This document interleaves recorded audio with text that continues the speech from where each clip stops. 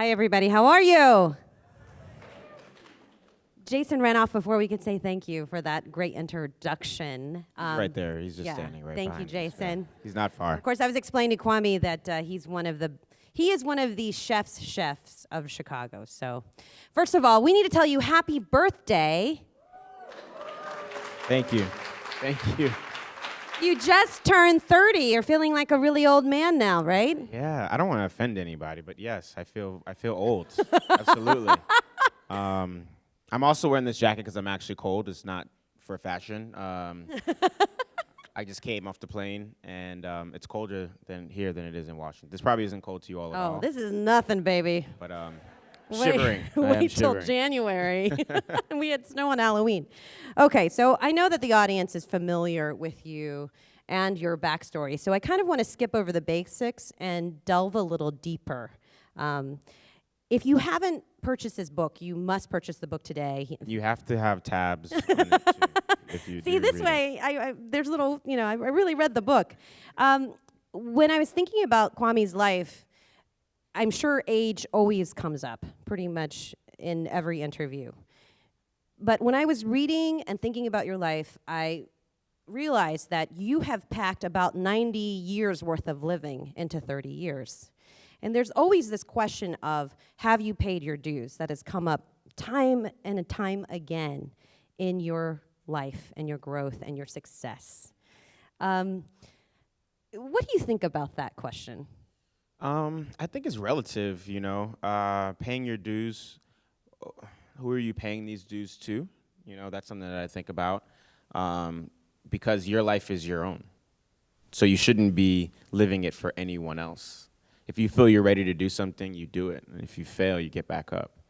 Do you think it's a little bit of an extension of this generational question that happens a lot between millennials and people that are even younger than millennials? It's sort of the older generations feel like, well, I did this, and I was treated badly as an intern, and I had to do this before I could do that, and that's how it should go. Yeah, I think a lot of people project their own self-insecurities on other people. That it's like, oh, I wasn't able to do this, so why should you?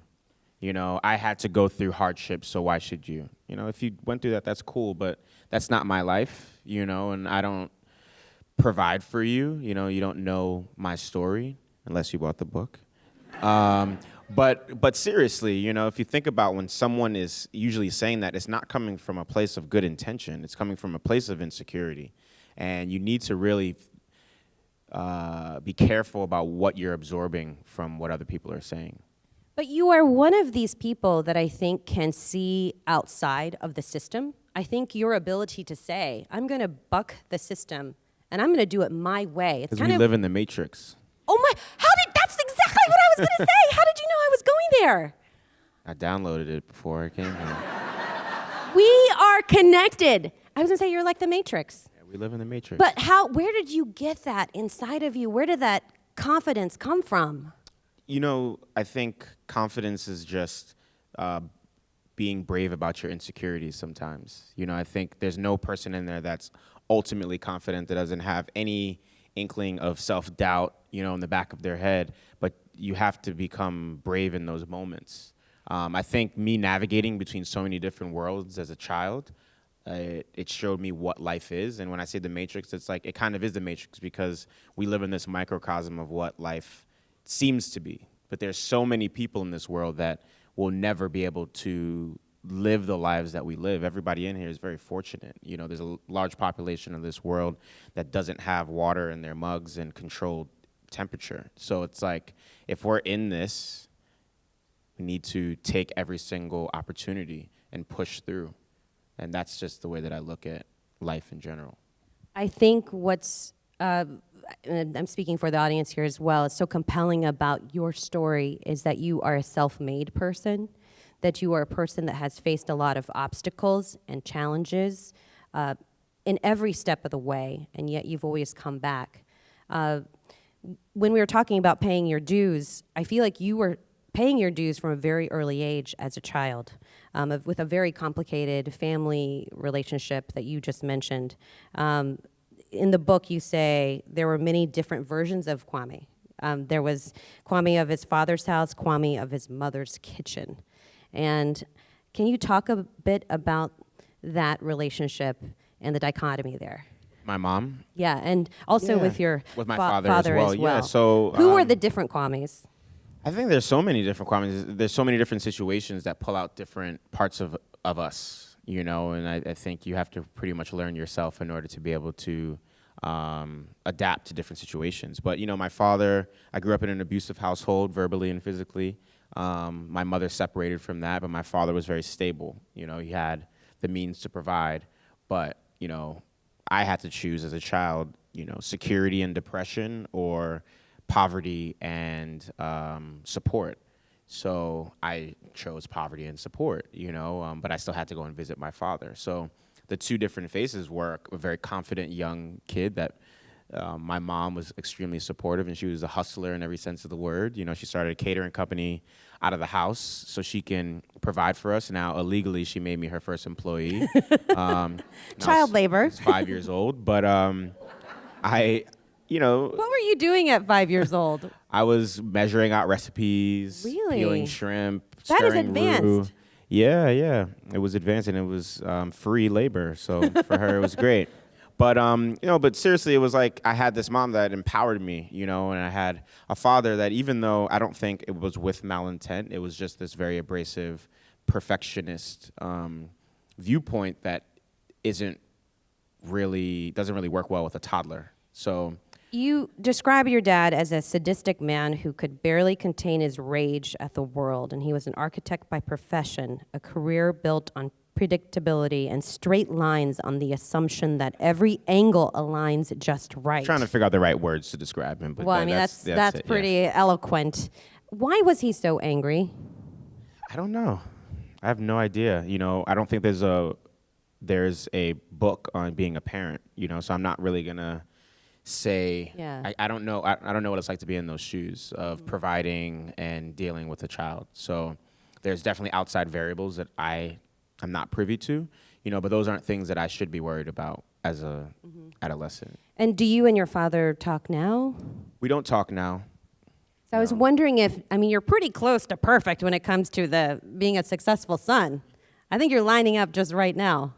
Yeah, you know, but it wasn't always that way. Yeah. You know, I went through a lot in my youth to get to this point. And although he wasn't the perfect father, you know, he pushed me a lot because he wanted those perfect lines. And I think I bring some of that into my perfection, that perfectionist mentality. But the aura that comes with someone like that wasn't really good for me, and I needed to separate myself from that. So that's the reason why we don't talk today, because it doesn't bring the best out of me. It brings that insecure child out of me, and I can't have that. Absolutely. You step back into that role and you've moved on from that role. Exactly. Your father was somebody that had a lot of resources, but that couldn't actually give you the emotional support that you needed. And he was not only emotionally abusive to you, but he was physically abusive to you as well. But your mother was somebody that had very limited resources. It would fluctuate with how well the catering business would catering do. business, you know, Right. it's seasonal. So Yeah, but she gave you the world. And in fact, at one point in time, decides you've got to go back to Africa and stay with your grandfather. Why? well, I was acting up. You know, I'm not gonna sugarcoat it. What were you doing exactly? I was like coming home whenever I wanted to, like smoking weed, and I was like 9 years old. Whoa. Yeah. Well, I mean, you were advanced in the kitchen at 5 years old, so I can see why. I was stressed out. I was fucking peeling shrimp all day. I see. Chill out, Mom. Sorry. Maybe if I didn't put me to work, I wouldn't be smoking weed Pushed you too after much. service. No. I was definitely veering off on the wrong path. And it's easy to do in the South Bronx. And she didn't want to see me in a body bag or a jail cell, fast forward another 9 years. So she told me I was going on a 2-week vacation to Nigeria. And I was like, this is awesome. Well, you thought it was a vacation. I was like, this is my paid leave, you know, from working. And so I get out there, and I'm there for like 2 months. And I'm like, okay, this is stretching out a little bit. But I call her. We have to go to a call center, so we don't have cell phones. And we have to drive, you know, an hour to this call center, wait in line, you know. And I call her, and I was like, Mom, when am I coming home? School's starting. And she was like, you're not coming home. Not until you learn respect. So she left me there for 2 years. Yeah. And did you learn respect, sir? I Not mean, over the phone, I put on a pretty good game face. But I learned to appreciate things more than respect. I learned to respect the opportunities that I have here in America. I learned to respect everything that is within my grasp. You know, like I said, we didn't have running water, we didn't have electricity. You know, we had to like raise our own. your livestock. grandpa killed your favorite, your second favorite Red. chicken. Yeah, my second favorite chicken. Pet Those chicken. are my friends, you know, Red, Goofy. I used to raise them and then talk to them in the chicken coop. There was an unintended consequence of your time there. Your grandfather is a very established person in the community. He was a village elder, very well known, very well respected. And when you left, you were sad about leaving. And in the book, you say, he said to you, "You can't take this land with you," he said, patting my arms, "but your ancestors will never leave you. They are part of who you are." Is that where you first connected with that part of your ancestry? Yeah, well, you know, he made us very aware of our history. So my grandfather was a civil rights activist. The reason why I have my name, Kwame, it's a name from Ghana. My family's Nigerian, and I have to explain it every single day to people. And your family calls you different variations of Kwame. Yeah, Kwame and Kwame. Yeah, but I was named after Kwame Nkrumah, which is a good friend of him. Kwame Ture, which is Stokely Carmichael, like one of the leaders of the civil rights movement, and Kwame Olatunji, which is a drummer, Baba Olatunji's son. So even as a child, he would tell us about our culture and how rich it was and where we came from. And, you know, we're more than slavery. The slavery is just a disruption of our history. It's not actually our history. And so, like, he ingrained that in me. But going back to Africa, definitely, it showed me a whole different side of what where my ancestors came from and what I could become. I love that, the words of wisdom that he gave you, because that would come to play later on in your life in ways that you really at that time had no idea that they would. So let's move your story forward. You come back. You've learned some respect, but not all of it. Yeah, not enough. You still are acting up a little bit. So you have another life-changing moment when President Barack Obama wins the night that he wins the election. Can you talk about that? Yeah, so I went to school, University of Bridgeport, for business administration, and I had like no money. Like, I got in by the skin of my teeth, and I had $20 in my pocket. Meanwhile, your mom's working extra jobs to help you with tuition. Yeah, exactly. So it's like I gotta eat, and I have to help pay tuition as well. Why don't I sell nutcrackers? So nutcrackers are this like it's the hood cocktail. It's sold on the streets in the summertime. It's comes in this little plastic bottle. It's like $5. It's usually like rum and some sort of fruit juice. So my roommate had a bunch of Hawaiian punch. So I was like, hey, can I borrow a couple things of Hawaiian punch? I'll pay you back. I went to the liquor store. They didn't ID you in this small town. So I got a bottle of rum and I mixed them together and I sold these nutcrackers. And I started making a good amount of money in the dorms. And then from there, I started selling weed. And then I started selling ecstasy. And then I got really addicted to selling drugs because I was making a good amount of money. But it also showcases your incredible entrepreneurial skills. Yeah, definitely. I mean, honestly, yes. Definitely. And I remember it was like, I had a party. It lasted like 3 days long. And I remember waking up and there were like people all around the house like sleeping. Like, I don't even know who the fuck they were. And I saw President Obama walk across the stage and win the election. And I had went and voted, but I was like, there's no way a black guy's gonna become president. Like, there's no way. Like 50 years ago, we couldn't even eat in the same restaurants. How is this going to happen?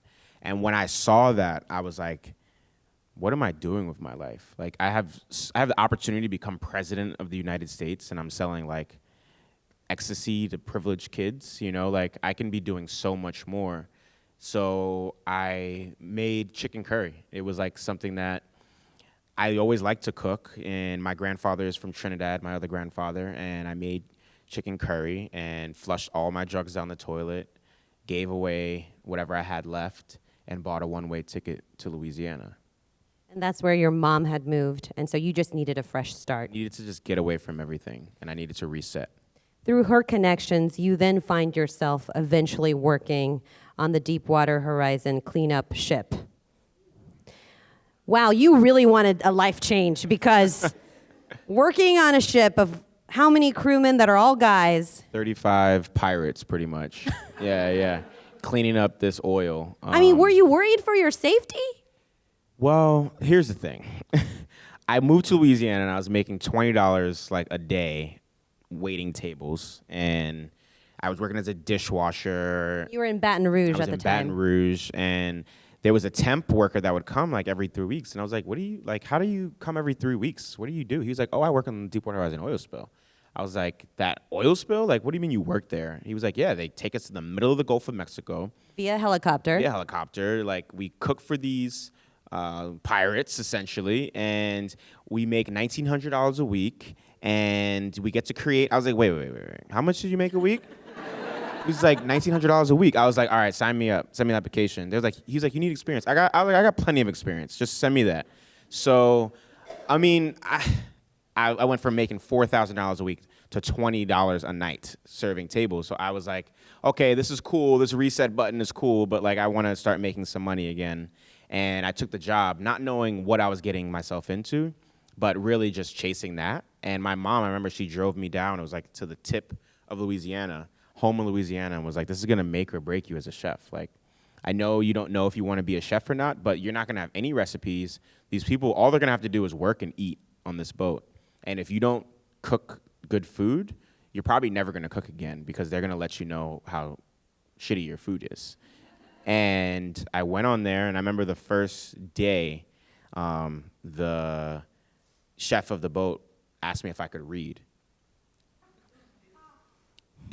And I was like, what do you mean? Insulting. I was like, what do you mean? I just didn't understand. I was like, what do you mean, can I read? He was like, I just have a lot of you that come on this boat that don't know how to read. I don't want to waste my time. And I was like, this conversation is over. You're going to cook your food, I'm going to cook my food, because like we're not having this conversation. You didn't take the opportunity to read him? No. That was a good one. I like that. But he read me wrong. Absolutely. That was a joke. No. It wasn't as good as yours, but I wanted to get in on that one. So I started cooking my food. He cooked his own food, and I was like, well, I did what I came here for. I'm going to get this $1,900, and then that's it, because I'm going to be fired after this. And when I went on my break, they invited me back, and I went back, and he wasn't there. And I was like, where's Tex? That was his name. And they were like, we didn't invite him back. Like, your food is way better than his, so we just wanted you to head up the ship, and then we're going to get you as sous chef.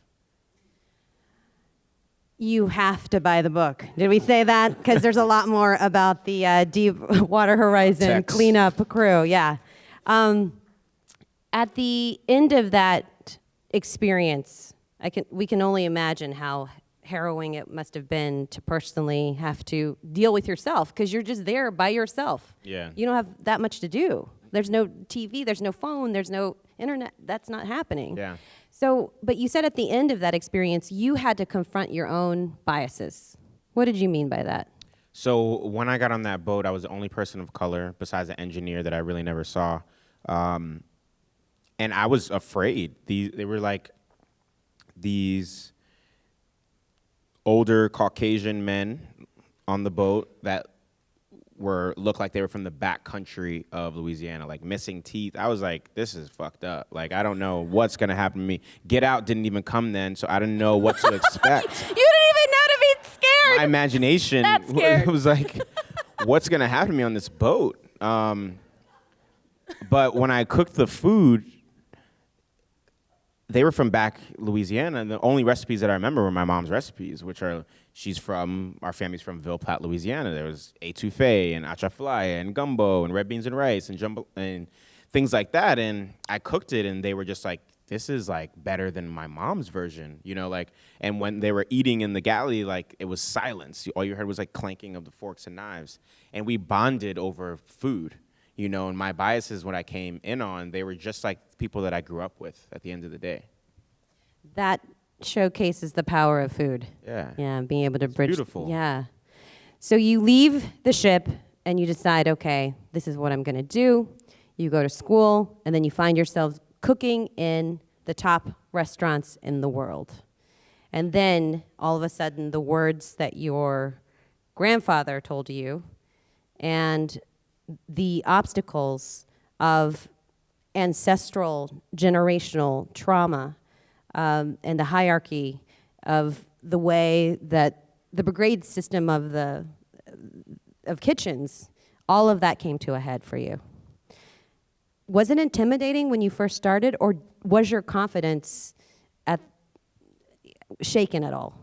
When I first started, no, I was extremely confident.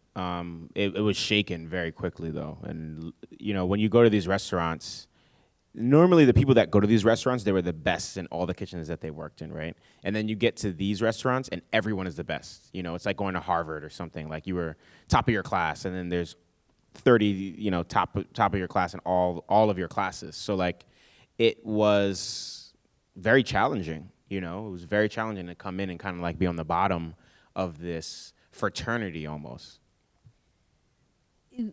You were oftentimes the only African American in the kitchen. Did you feel lonely, or did you feel that you had to represent for everybody? A little bit of both. I definitely felt lonely. A little lack of camaraderie on my end, and then the subtle or not so subtle racism that occurs in there. I would say. And this is deeply ingrained systemic racism that the folks that are engaging in it have no idea they're even being racist. Yeah. Some of them do, and some of them are like actively being racist, but some of them don't. And it's. And you had to undo all of that. I had to endure all of that mostly. Because you can't undo it, right? No, I can't. You can't speak up. You can't speak up against it. You have to put your head down, and that's the mentality, right? Put your head down and keep pushing. And it's hard to put your head down all the time when you have more than just the prep list in front of you, or you have more than just the sense of urgency or the idea of being perfect but never really attaining that perfection. You have to deal with slurs. You have to deal with people looking past you. You have to deal with people looking through you, and it's really tough in that environment for sure. Looking back on that time period, is there one lesson that you learned that you'd like to share that you feel was the most life-changing for you? In those kitchens, silently standing your ground. I love that you described that, because if you want to tell the story about the grater, and I loved how you described. Yeah, so when I say silently standing your ground, I would say, continuing to push through when there are not many people that look like us in these kitchens gives a lot of people hope, and I understood that when I was there. And if I speak up and go to HR, it just comes back to you. So there's one time there was we did a tableside presentation at this restaurant I was working at, a lot of them, and we did Waldorf salad. And Waldorf salad is like apples, blue cheese, like mayonnaise, pecans. And we had to peel the salad table side, put it in this stand-up grater called a mouli, and grate it. And we had to talk about it. Say this is a mouli from the 1920s. And I remember my friend, my roommate, when I was living in Harlem a couple years earlier, worked at this Italian tailor shop, and his name was Shamari. And he came home and he was like, "Hey, they keep calling me Shamuli. I don't know what that is." And I was like, let's look it up. What is mouli? We looked it up, and it's word for eggplant, and it's a racial slur, for Italians, for black people. And it was really disheartening, to hear that he was being called that day in and day out, and how they thought it was funny.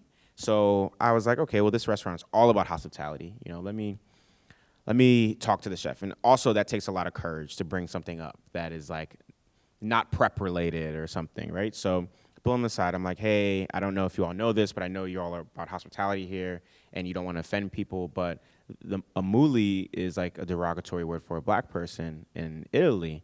And he looked at me dead in my eyes and was like, black people don't eat here, so we don't have to worry about. And then at that moment that happened, I can only imagine how stunned you were, but you had a choice to make, and you had to think in split-second time, how am I going to respond to this?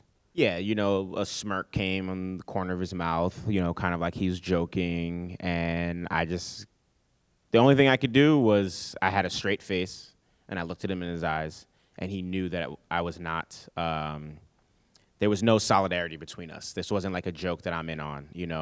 And with that, he tried to play it off again, like, oh, here's PC Kwame coming around. And I looked at him dead in his eyes again and he walked away.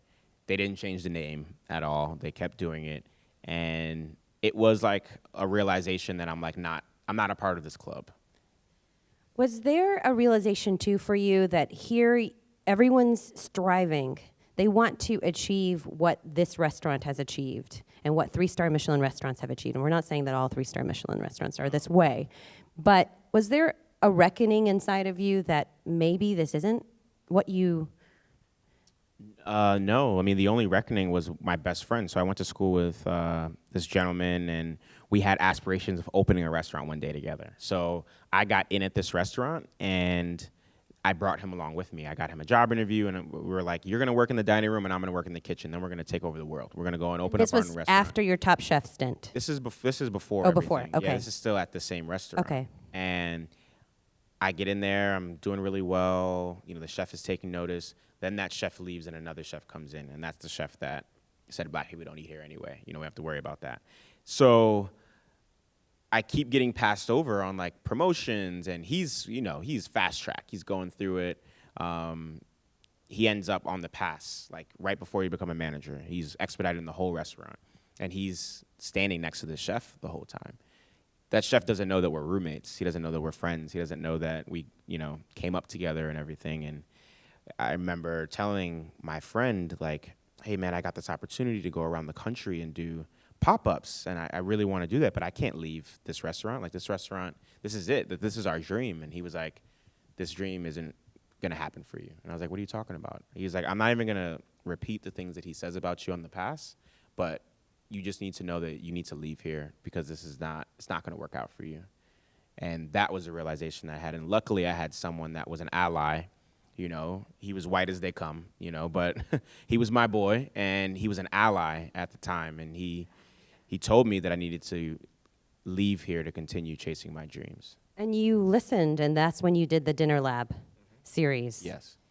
And then after that was Top Chef. Mm-hmm.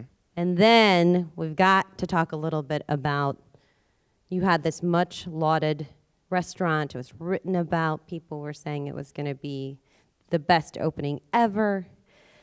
Everyone had something to say about it. Mm-hmm.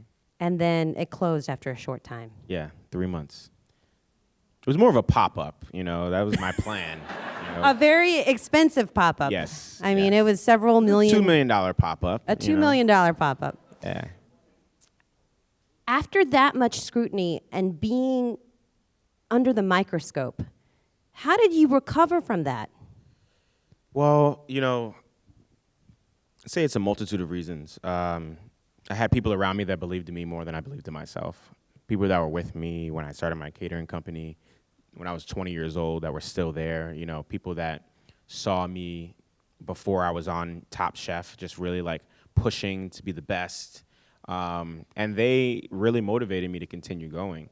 I also have friends that never see opportunities like opening a business. Friends that still live in the South Bronx that never have left.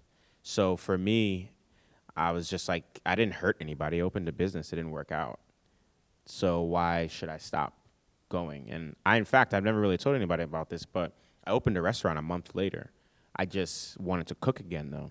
So I got my friend to act as the owner and chef, and I was just in the kitchen cooking. I just wanted to cook without being a part of a press, without talking to anyone. I just wanted to cook food again and find my happiness. You say that you are nothing if not exhaustive. So are you someone, you never get tired of working.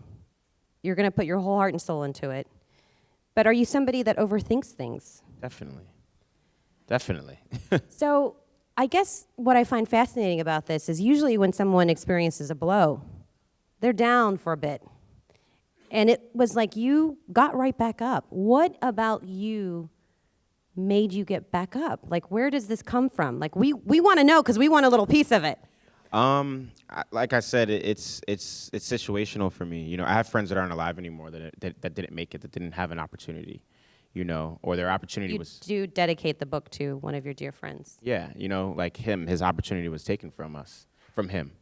And we grew up together. We did all the right things, and he was gunned down. So who am I to not continue pushing because a restaurant closed? It's not that serious, like continue going, get up, dust yourself off, and keep pushing. But you weren't thinking at all about what people were saying and what people were writing. It didn't bother you. Because it doesn't come from a place of support. It comes from a place of malintent. Nobody that you know and love is going to kick you while you're down. So why the fuck am I going to listen to anyone that's saying, like, good, he shouldn't have opened a restaurant. He shouldn't have, like, no, it's not that. This life is very short, and anyone who's saying these things do not have your best interests at heart. So people think it was super smooth sailing for you after that, and it was super easy breezy cover girl to open up Kith and Kin. But it was not. It wasn't. I had to fight to open up Kith and Kin. Imagine, like Intercontinental Hotel Group calls me and says, we want to give you the world. Like we came to the Shaw Bijou. We didn't think you got a fair shake of things. Here's your restaurant. Do what you want to do. We've built it out. It's a $9 million property. What are you going to do? Kwame. This is when I would have really overthought it and blown it, but you didn't. It's like I could do something safe. I can do a modern American bistro. I can do like burgers and fries and chicken fingers, all made from scratch, And I was like, I'm going to do Afro-Caribbean food. And here I am in a boardroom full of a bunch of white guys, and they're like, okay, what is Afro-Caribbean? What is that? Like, there's not a restaurant in America of a high level that's doing Afro-Caribbean food. And I was like, Afro-Caribbean is, if you want the direct definition, it's Caribbeans that came from Africa and, it's that whole lineage all the way to the American South. And it really influences how we eat today. And you can't talk about American food if you don't talk about West African food, And they were like, well, why don't we do like tapas, or... Why don't we do like Greek skewers? Like that would do so well. We're on the waterfront. We can do swordfish. We could do something. And I was like, my name is Kwame Onwuachi. Like, I'm doing Afro-Caribbean food, or I'm not doing this project. And that was the first time I had to stand up for that. And luckily, they didn't tell me to get out, and I did it. And it still didn't go well. I was still trying to figure out how to do it. We got a bad review within the first months of us opening up. And I had to like really hone in on what I was doing and kind of like continue to look myself in the mirror and see what I can be doing better and see how my leadership style needs to change and see how I can like alter my food to make it more presentable to people without losing the essence of it. The restaurant industry, like a lot of the world, is changing. It has to change because, especially in America, because what America looks like is changing. And that has been oftentimes the story of your life, where you're going in and facing a room full of white, older men, and you're having to pave the way. But as you are gaining power because of your success and your notoriety and the fact that there are so many fans of yours, how do you wield that power in a way that is true to you? I think you just have to keep paying it forward. I think you can look at notoriety in two ways. You can look at it as like, oh, this is awesome, this is all happening to me, or like there's so many people looking at me and looking up to me. So I need to continue paying it forward by continue doing what I've been doing, which is just getting a little bit better every single year. And that's really my mantra. Every day you should be doing that, but every year you should be like challenging yourself and doing something new and doing something exciting and not being afraid to fail. And that's what I'm doing, and I'm trying to just like bring people with me that want to work hard. So in the book, a theme that keeps coming up is there are many different Kwames, and at times when you've had to enter a boardroom, you've had to present this version of Kwame in order to get the end result of what you needed. Are you getting closer to knowing who that Kwame is? That's Kwame when you're by yourself? I just turned 30, so... You're a really old wise man now. I think I'm getting closer to wisdom. How are you different now at 30 than you were in your 20s coming up? I think I'm more apprehensive of who I let around me. So more careful as you've gotten more famous and just like, you know, being really careful of who you work with, and not in the sense of word of like, you know, me hiring a busser or something like that, but just people that are like coming around me and moving forward and doing new projects. It's really important that you choose the right person and the right people, because it's like a marriage, you know? There are good times and there are bad times. You have to push through it. And it's not always gonna be a glowing review. It's not always gonna be a bad review. But you have to make sure that the things that are in your control, the variables that are in your vicinity, you're able to control those. And it's just important for me to have people around me that wanna see me win, and have a little bit more substance than just dollar signs. And my last question before we open it up to audience questions, so this is the time to really, you know, cram in your mind and think of a good one, is what is the review that you would give yourself right now at this 30-year, you're checking in with yourself, what is the review you give yourself?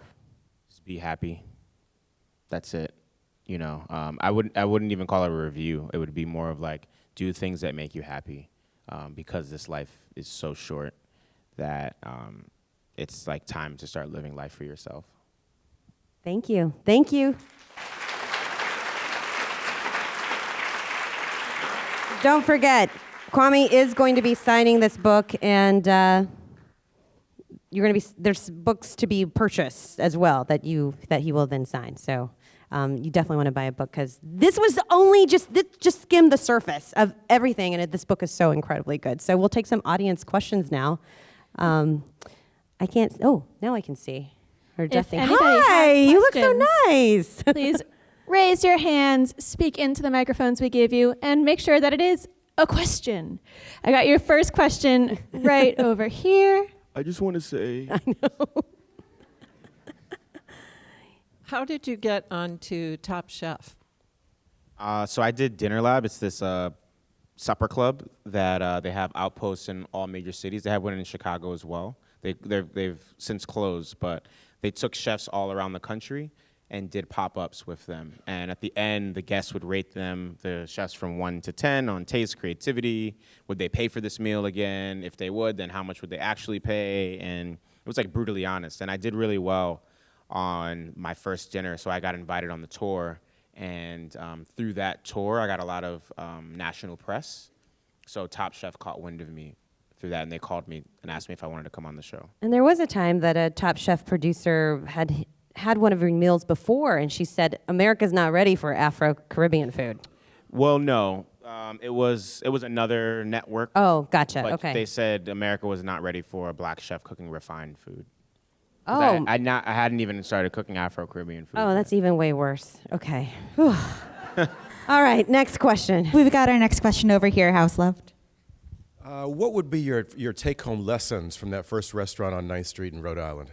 Choose my partners better. Choose better partners. Yeah. Was there a reason why you went from that uber fine dining to then you were like, okay, I'm just going to scale it back? Well, I get into it in the book, I initially wanted to be an affordable fine dining restaurant, but since they didn't have enough money, as they said they did, we had to charge more money to even pay for the construction, because they were just in the hole. So they put me in a position where That's the I story couldn't say behind no. the story. So that's why you have to get the book. Next question.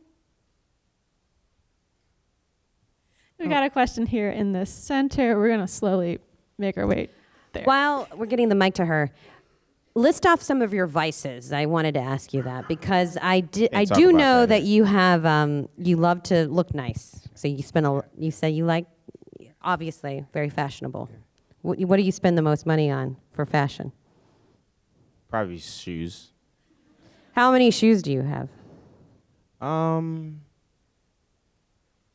I don't know. I've never counted them.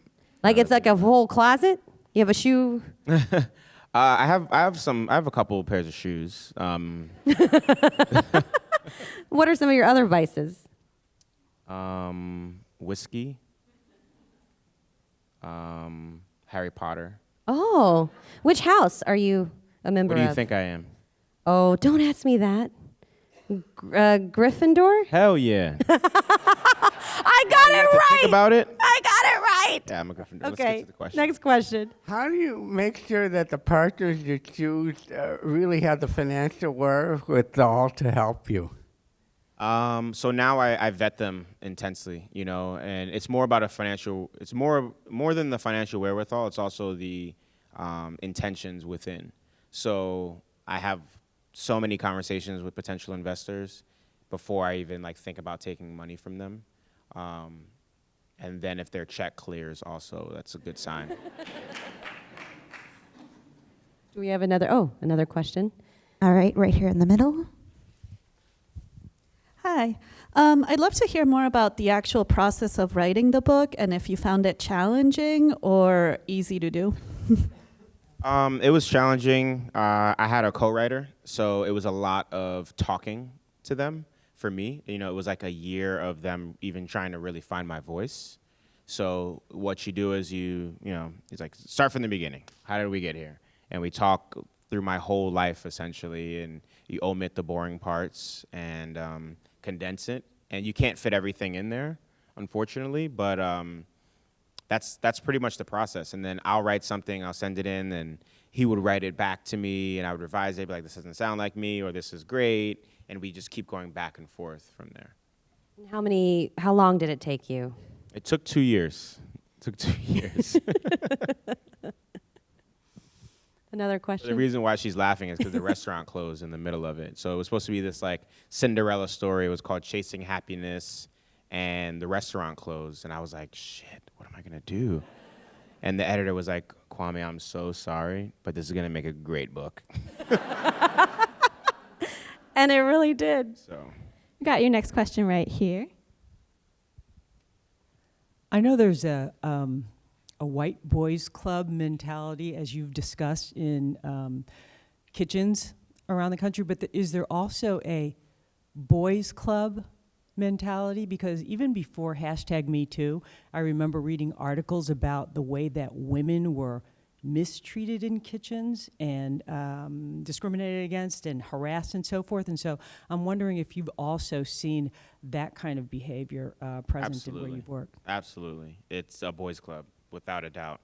You know, I try to shield the women workers in my kitchen from it, you know, with the sexual jokes. No one wants to hear that, you know, it makes people uncomfortable.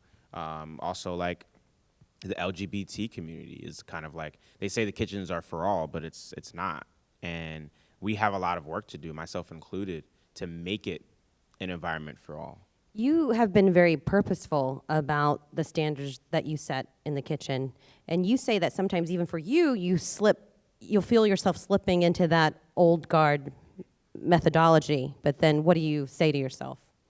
I just try to remind myself that not everyone's perfect. You know, no, we're not on an operating table. So you don't need to make anyone feel like they've made a life or death decision if they didn't dice something perfectly.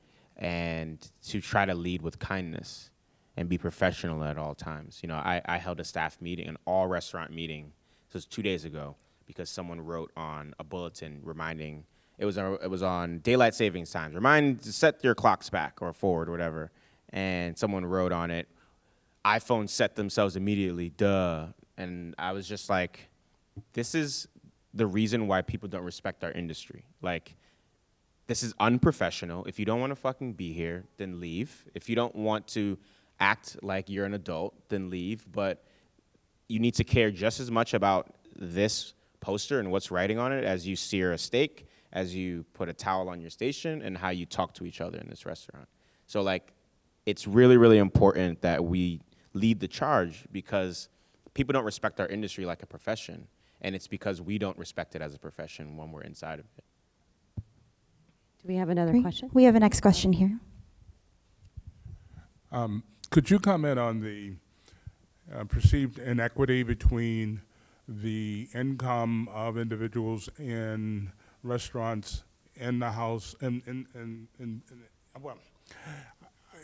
front of the house versus in back of the house?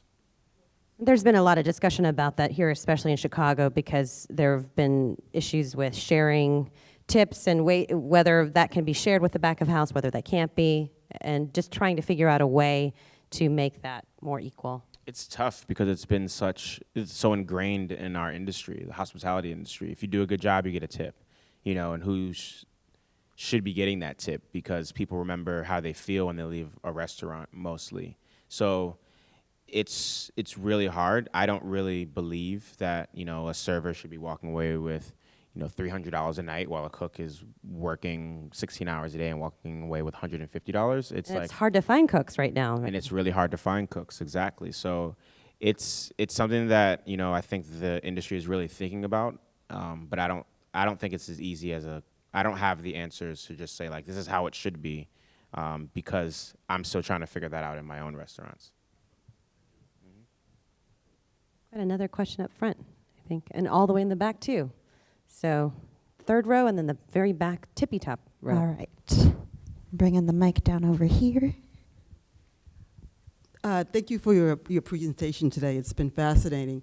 So what can we do as consumers in terms of going to restaurants? Because frankly, I've never thought about what's going on in the back of the house in terms of diversity. So what can we do as people who eat out all the time and are part of this industry in terms of making a difference for diversity?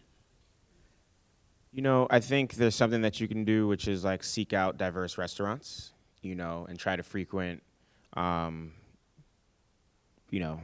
or Caribbean restaurants in your own hometown and make them popular. It's kind of like spending the dollars in places that kind of represent you and making them popular. But I don't think the weight should be on you as a consumer.